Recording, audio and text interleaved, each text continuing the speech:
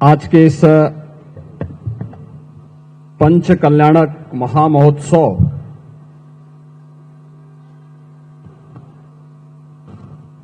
भगवान पार्श्वनाथ की भव्य मूर्ति और गुफा मंदिर के इस लोकार्पण कार्यक्रम में जिनका सानिध्य आप सबको प्राप्त हो रहा है, ऐसे पूज्य आचार्य श्री प्रसन्न सागर जी महाराज, उपाध्याय मुनि श्री पीयूष सागर जी महाराज, प्रवर्तन मुनि श्री महत सागर जी महाराज, निर्यापक मुनि श्री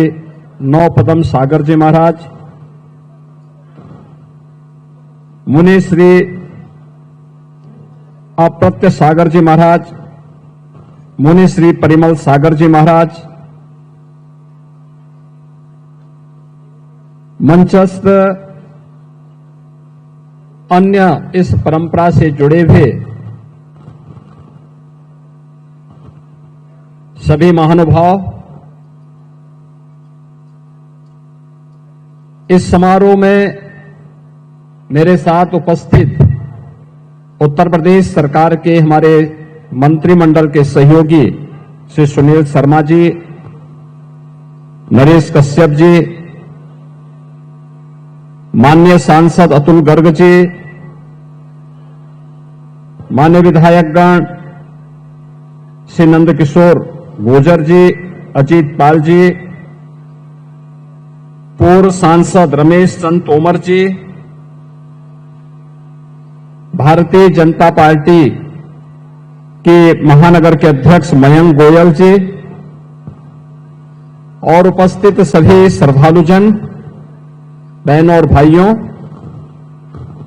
ये मेरा सौभाग्य है कि आज मुझे इस गुफा मंदिर में भगवान पार्श्वनाथ और क्रांतिकारी संत पूज्य तरुण सागर जी महाराज की स्मृतियों को नमन करने का सौभाग्य प्राप्त हुआ है।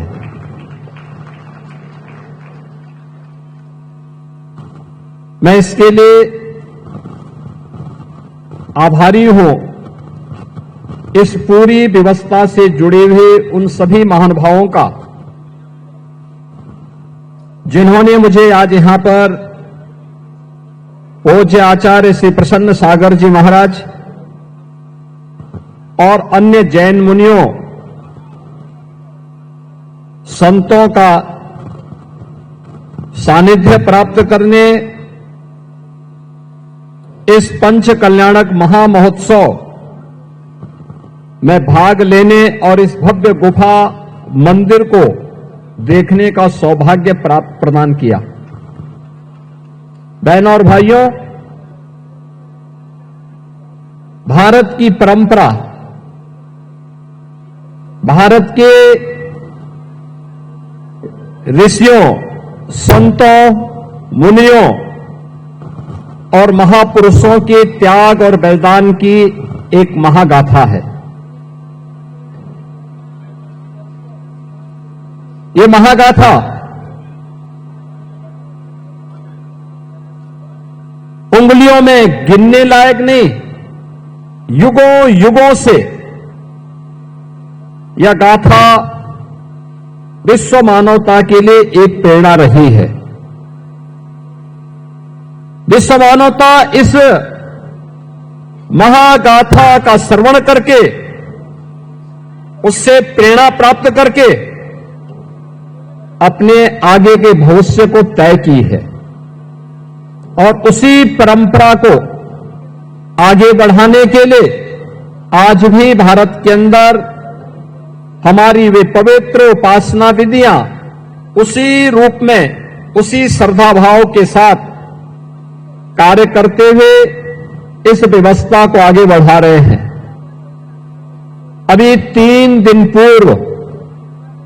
ये हमारा सौभाग्य है। अयोध्या में प्रभु श्री राम के भव्य मंदिर के निर्माण में कार्य को पूर्ण करने के इस महायज्ञ का पूर्णाहुति के कार्यक्रम के साथ ही भव्य भगवा ध्वज का आरोहण से राम जन्मभूमि के भव्य मंदिर में प्रधानमंत्री जी के कर कमलों से संपन्न हुआ है। पूरा देश और पूरी दुनिया भारत के सनातन के इस वैभव को देखी है, उसको अनुभव की है। और अयोध्या की जब बात आती है तो उसी इक्ष्वाकु कुल के प्रथम राजा भगवान ऋषभदेव जो प्रथम जैन तीर्थंकर थे, उनका स्मरण भी हर व्यक्ति बड़ी श्रद्धा भाव के साथ करता है। ये उत्तर प्रदेश का सौभाग्य है कि हमारे उत्तर प्रदेश में प्रथम जैन तीर्थंकर भगवान ऋषभदेव और अयोध्या में 4 ऐसे पवित्र जैन तीर्थंकर उसी अयोध्या की धरती में पैदा हुए। काशी जो दुनिया की आध्यात्मिक नगरी कही जाती है, उस काशी में 4 जैन तीर्थंकरों को अवतरित होते हुए दुनिया ने देखा है। अभी पिछले दिनों मुझे श्रावस्ती जाने का अवसर प्राप्त हुआ था। वहां पे पर्व पे भगवान संभवनाथ जी का जन्म जैन तीर्थंकर के रूप में उनका जन्म उसी श्रावस्ती की धरती पे हुआ था। भगवान महावीर का जन्म यद्यपि वैशाली में हुआ, लेकिन महापरिनिर्वाण उन्होंने उत्तर प्रदेश के कुशीनगर के पावागढ़ में लिया था। और आज मुझे बताते हुए प्रसन्नता है कि हमारी सरकार ने उस फाजिल नगर का नाम, जहां भगवान महावीर ने अपना महापरिनिर्वाण लिया था, उसे हम पावा नगरी के रूप में हम लोगों ने उसके नामकरण को आगे बढ़ाने की कार्रवाई को आगे बढ़ाया है। यानी ये 24 जैन तीर्थंकर जिन्होंने समाज को एक नई दिशा दी, जिन्होंने करुणा की, मैत्री की, अहिंसा की, जियो और जीने दो की एक प्रेरणा विश्व मानवता को दी। और केवल मनुष्य ही नहीं बल्कि प्रत्येक जीव जंतु के लिए एक नई प्रेरणा प्रदान की। वह आज भी उसकी प्रासंगिकता उसी रूप में बनी हुई है। हमें इस बारे में जरूर ध्यान रखना होगा कि अगर मानव सभ्यता को विकास की नित नई ऊंचाइयों तक पहुंचना है तो हमें भारत के अध्यात्म की शरण में जाना पड़ेगा। याद रखना, अध्यात्म के साथ ही भौतिक विकास हो, सांस्कृतिक उन्नयन हो या आध्यात्मिक उन्नयन के लिए एक सुरक्षित वातावरण चाहिए, सुसभ्य वातावरण चाहिए, साफ सुथरा वातावरण चाहिए। और यह भारत ने ही पहले भी दुनिया को दिया है, आज भी विश्व मानवता के लिए वह संदेश भारत का ही है, भारत के ऋषि मुनियों का है, भारत की परंपरा का है, भारतीय संस्कृति का है। हम सबको इस बारे में गौरव की अनुभूति होनी चाहिए कि हम सब इन सभी संदेशों को लेकर के जो भारत की ऋषि मुनि परंपरा ने हम सबको दिया है, अगर हम इसका आत्मसात करते हैं, इसका अनुसरण करते हैं,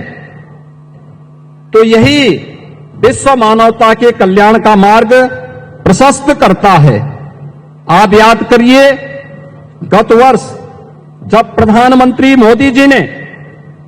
उस समय अप्रैल में दिल्ली में विश्व नौकार महामंत्र दिवस पर वन वर्ल्ड वन चैंट कार्यक्रम का उद्घाटन किया था, उस अवसर पर उन्होंने 9 संकल्पों को हम सबको प्रदान किया था। वे 9 संकल्प थे कि पानी का बचत, दूसरा था एक पेड़ मां के नाम, तीसरा था स्वच्छता का मिशन, चौथा था वोकल फॉर लोकल, पांचवा था देश दर्शन, छठा था नेचुरल फार्मिंग यानी प्राकृतिक खेती, सातवां था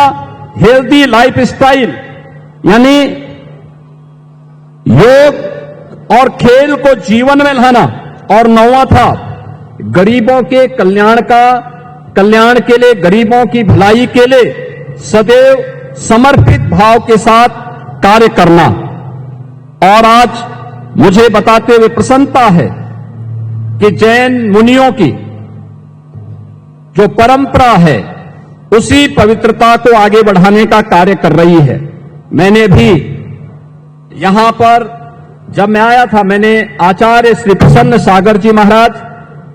उपाध्याय मुनि श्री पीयूष सागर जी महाराज की दिनचर्या को देखा है, और मैंने जो देखा उनके बारे में सुना, जो मैं देख रहा था कि 557 दिनों की कठोर साधना, 496 दिनों की निर्जल उपवास, तप, अनुशासन और आत्म संयम का एक अद्भुत उदाहरण इसमें हमें देखने को मिला है। ये चीजें दिखाती हैं कि अगर हम संकल्प ले लें तो पिंड माही ब्रह्मांड समाया, यानी सब कुछ जो कुछ हमें बाहर दिखाई दे रहा है वह सब कुछ हमें इस शरीर में अनुभव होते हुए दिखाई देगा। और यह मुझे प्रसन्न सागर जी महाराज की साधना के माध्यम से देखने और अनुभव करने का अवसर प्राप्त हुआ है। मैं आज के इस अवसर पर जब इस पवित्र कार्यक्रम में पंच कल्याणक महामहोत्सव में मुझे भाग लेने का अवसर प्राप्त हुआ है, यहां पे मुझे भगवान पार्श्वनाथ और क्रांतिकारी संत तरुण सागर जी महाराज के इस पावन गुफा मंदिर के लोकार्पण के समारोह में भाग लेने का अवसर प्राप्त हुआ है। मैं आयोजकों को इसके लिए हृदय से धन्यवाद देता हूं। आप सबके प्रति अपनी शुभकामनाएं देता हूं। पंच